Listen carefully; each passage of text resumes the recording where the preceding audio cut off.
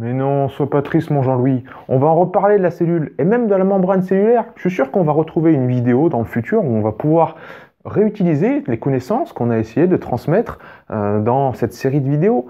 Parce que ouais, c'est sûr, on arrive à la fin de cette série de vidéos sur la membrane cellulaire et même sur la cellule. Mais après, tu vas voir, on va embrayer sur des trucs complètement dingues, comme le noyau, l'ADN, enfin bref.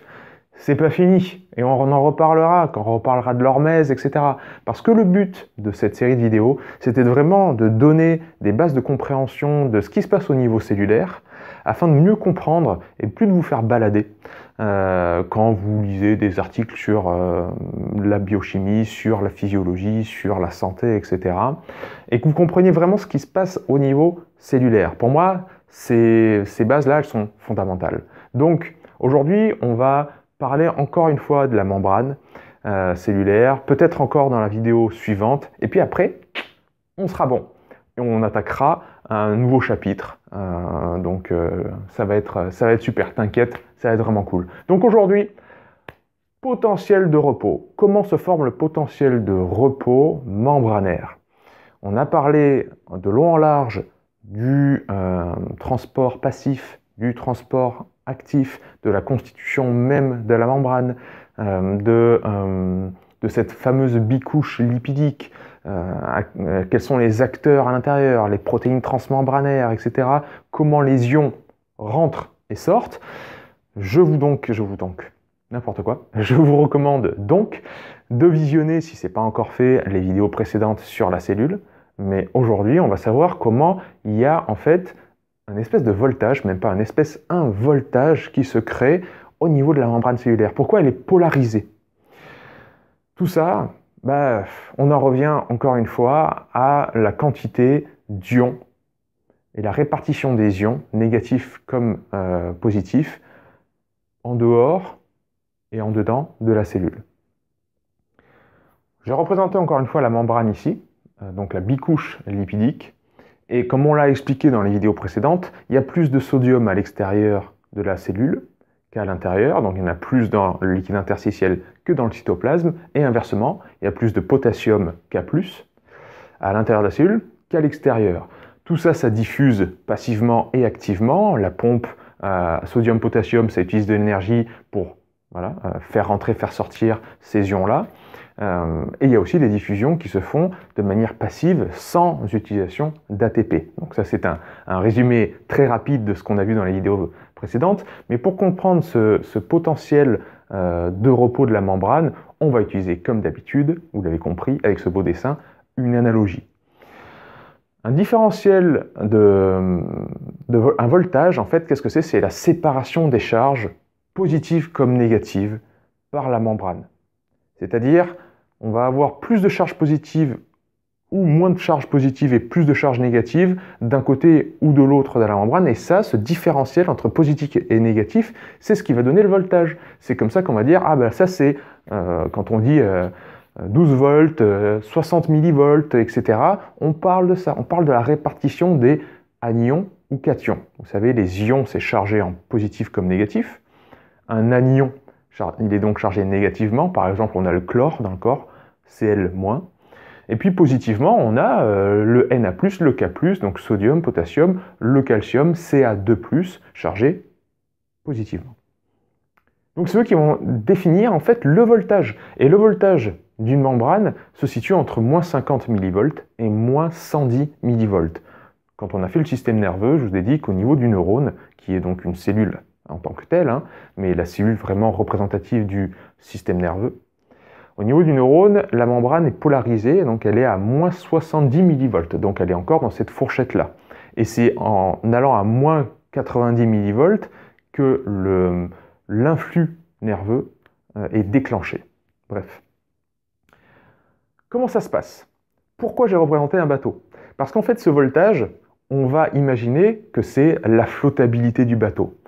On va imaginer que la membrane, pour le bateau, c'est la coque en bois. C'est ce qui sépare l'eau de l'air. On est bien d'accord qu'à l'intérieur du bateau, il y a de l'air. Et puis, à l'extérieur du bateau, c'est la mer, c'est l'eau. Donc, ce qui sépare l'eau de l'air, c'est bien la coque du bateau.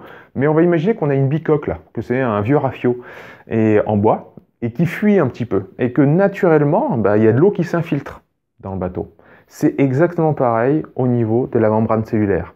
Comme on l'a dit et répété dans les vidéos précédentes, les ions, ils peuvent suivre en tout cas, c'est une façon qu'ils ont de passer d'un milieu à l'autre, de passer de l'extérieur de la cellule vers l'intérieur et inversement. Ils peuvent suivre leur gradient de concentration.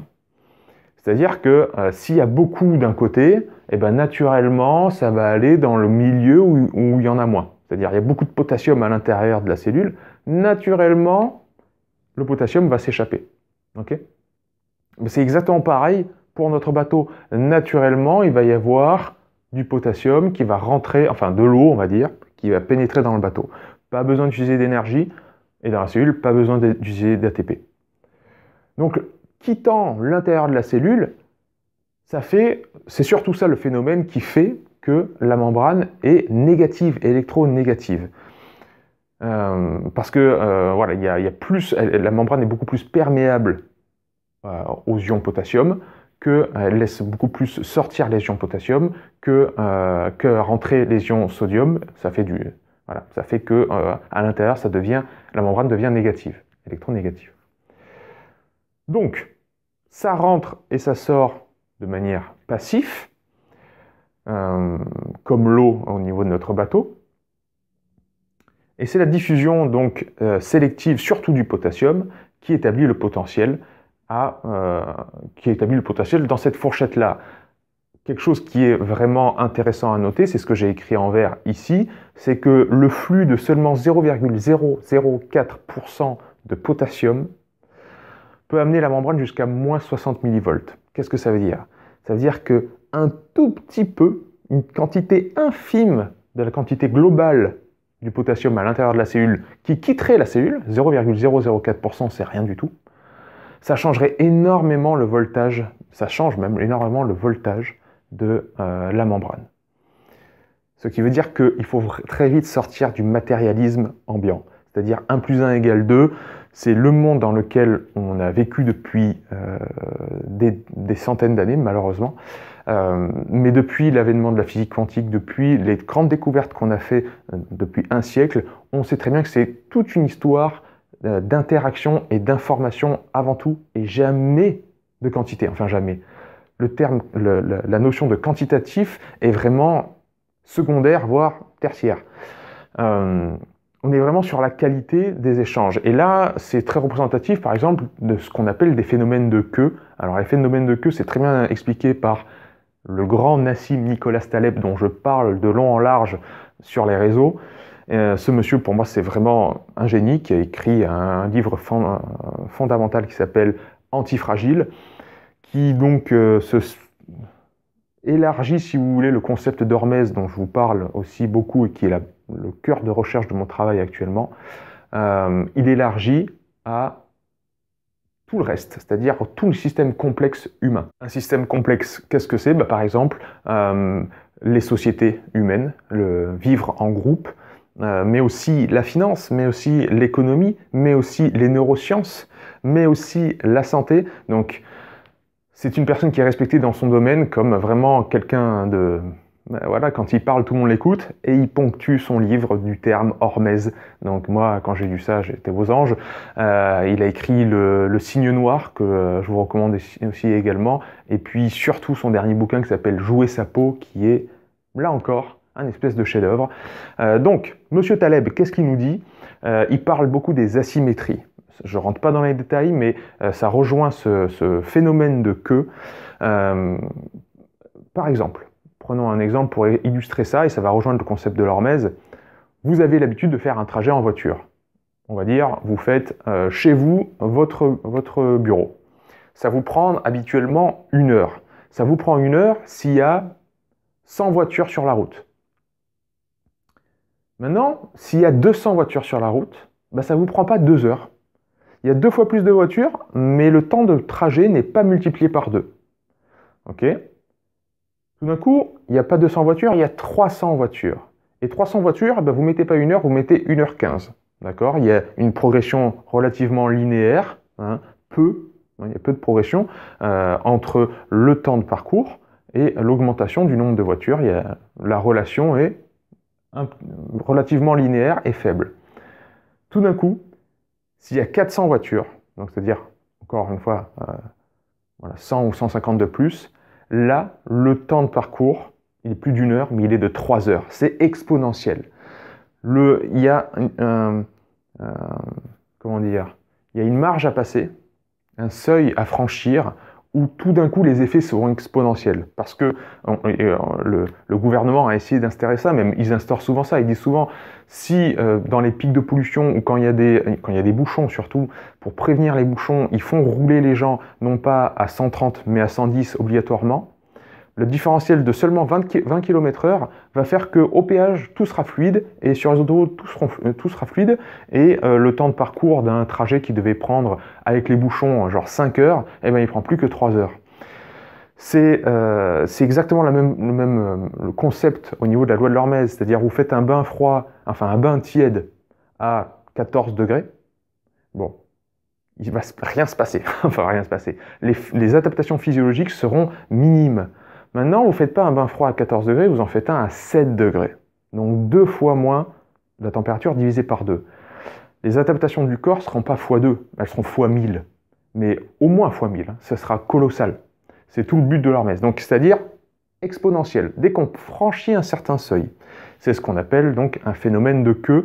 Et c'est ce qui nous permet encore une fois de redire que dans le vivant, ce n'est pas une histoire de quantité, c'est une histoire d'interaction entre des différents acteurs, à petite échelle comme à grande échelle. Et c'est ça qui est vraiment passionnant à étudier dans les systèmes complexes, comme le fait Nassim Nicolas Taleb. Donc, on enlève le matérialisme et on se concentre sur la qualité et les échanges. La diffusion sélective, j'ai donc dit que c'était de manière passive l'eau qui rentre naturellement dans le bateau, qui s'infiltre. Le transport actif maintenant, comme on a vu, le transport actif, c'est lui qui maintient le gradient électrochimique grâce à l'utilisation d'énergie, d'ATP. C'est-à-dire que si tout se passait de manière passive, la membrane finirait par s'équilibrer. Idem pour le bateau, à mon avis, si ça continuait à s'infiltrer, eh ben, le bateau il finirait par couler. Pour maintenir la flottabilité et pour maintenir la polarité de la membrane, il va falloir utiliser de l'énergie. Donc au niveau de la cellule, qu'est-ce que ça veut dire? Ça veut dire qu'on a utilisé le transport actif qui requiert de casser des liaisons phosphates pour faire sortir 3 sodium, faisant rentrer 2 potassium. Donc on va contre le gradient de concentration. Là, il y a beaucoup de potassium et pourtant on en fait encore rentrer. Et là, il y a beaucoup de sodium, mais pourtant on en fait encore sortir. Et pour lutter contre un gradient de concentration, il faut utiliser de l'énergie, comme on a vu dans les vidéos précédentes. Et par contre, au niveau du bateau, eh ben, là, c'est pomper, hein. C'est utiliser de l'énergie, l'huile de coude, quoi. Faut y aller. Donc je pompe l'eau qui est en trop, j'écope, tout simplement, j'utilise mon énergie. Ben, c'est exactement pareil. Donc on utilise de l'énergie pour écoper l'eau en trop qui correspond à notre sodium. Ça permet, au-delà de maintenir ce gradient électrochimique, et donc la polarité de notre membrane qui est hyper importante, encore une fois, surtout pour les cellules excitables que sont les neurones et les muscles. Hein. Eux, on veut les contracter. Le neurone, on veut arriver à moins 70 mV, enfin on veut. Quand il arrive à moins 70 mV, il lâche son potentiel de membrane, il lâche son influx nerveux, pardon, il lâche l'influx électrique qui relâchera derrière les neurotransmetteurs, etc. Et les muscles, on veut les contracter. Le maintien du gradient osmotique, il est au moins aussi important puisque on sait que quand on fait sortir ou rentrer du sel, du sodium, l'eau vient avec. Et dans l'eau, bah, il y a d'autres ions, il y a d'autres acides aminés, il y a d'autres choses. Ça participe à l'osmolarité, hein, la répartition des liquides dans le corps, à l'intérieur de la cellule, dans le cytoplasme, à l'extérieur de la cellule, dans le liquide interstitiel. Et c'est important de bien gérer ça, de bien faire sortir, rentrer, etc. Sinon, la cellule, elle peut très bien imploser. Donc ça participe aussi à maintenir ce qu'on appelle le gradient donc, osmotique. Et pour notre bateau, bah, ça permet qu'il y ait suffisamment d'eau dans les ballasts, qu'il y ait un petit peu d'eau à l'intérieur de la coque pour maintenir une bonne stabilité, une bonne flottabilité, mais pas trop, pour pas qu'on coule. Ben, c'est exactement la même chose. Et ben voilà les amis, on a bien parlé de notre membrane et du potentiel de repos. J'espère que c'est clair. Gardez cette analogie du bateau, hein, je pense qu'elle est, elle est bien, elle est assez imagée, pour retenir que on a vraiment besoin de ce transfert d'ions à l'intérieur de la cellule. Alors on aurait pu parler aussi, évidemment les autres ions, le calcium, le chlore, ils jouent un rôle, hein, mais c'est surtout le sodium et le potassium qui participent au fait que notre membrane, elle est polarisée, elle a un voltage qui est électronégatif, que très peu de variations font de grands chamboulements au niveau de notre physiologie. Et ça nous permet vraiment de réfléchir à toutes nos actions au quotidien qui impliquent des champs électromagnétiques. Le fait d'avoir un portable dans la main, le fait d'avoir le Wi-Fi à la maison, le fait de téléphoner, d'utiliser la 4G, la 5G, tout ce qui est l'électrosensibilité, le fait de mettre les pieds à la terre. C'est pas anodin tout ça. Évidemment que c'est pas anodin, c'est sûr. C'est pas la peine d'avoir des connaissances faramineuses en physiologie pour comprendre ça. On a une évolution tout au long de millions d'années qui s'est faite vis-à-vis des champs électromagnétiques de la planète, du ciel, de la Terre, de la Lune, du Soleil. C'est ça auquel notre physiologie s'est parfaitement adaptée pour avoir un système nerveux, un système hormonal, etc., etc., des cellules qui sont parfaitement adaptées au milieu. Si maintenant on s'amuse à foutre des champs électromagnétiques partout, même pas, sur des millions d'années peut-être qu'on s'adapterait, mais là on fait que seulement depuis 20, allez je vais être gentil, 20 ans, mais de manière extrêmement brutale et massive. Donc c'est sûr que ça crée des désordres. J'espère que cette compréhension physiologique, ces grands principes de la physiologie que vous pouvez retrouver n'importe où, je n'invente rien, ça vous permettra de tirer des bonnes conclusions et de faire les bons choix au quotidien. C'est tout le principe de Vérisme TV. Tout le principe de Vérisme TV, c'est de dire que la vérité, elle est déjà en vous.